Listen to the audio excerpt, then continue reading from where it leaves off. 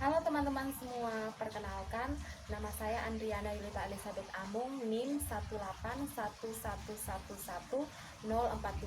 Saya dari kampus Universitas Prabangsa, program studi keperawatan semester 4. Jadi baik, di video yang saya buat saat ini, saya akan membuat video tentang cara membuat obat tradisional dari bahan-bahan alami yang teman-teman punya di rumah masing-masing.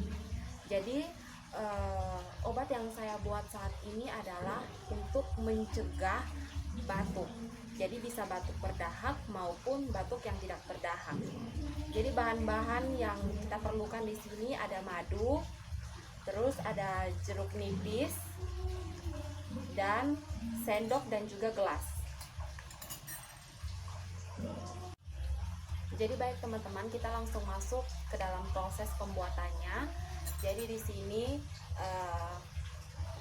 madu yang digunakan cukup 1 sendok teh.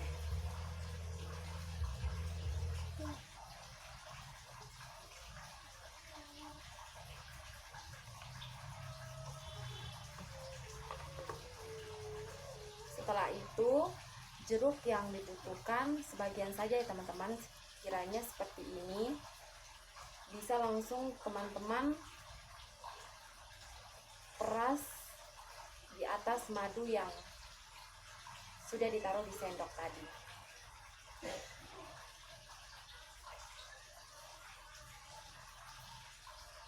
Seperti ini, dan teman-teman bisa langsung minum. Baik teman-teman, tadi saya sudah jelaskan cara pembuatannya seperti apa, dan bahan-bahannya sangat mudah sekali untuk teman-teman dapatkan di rumah masing-masing. Dan jika teman-teman batuk, teman-teman bisa mengkonsumsi madu dan jeruk nipis ini dalam satu hari minimal 2-3 kali untuk meredahkan batuk. Nah, batuk di sini bisa batuk berdahak dan batuk yang tidak berdahak sekalipun. Baik teman-teman, kiranya ini video singkat yang bisa saya berikan kepada teman-teman semua, dan semoga bermanfaat buat teman-teman yang akan mendengarkannya nanti.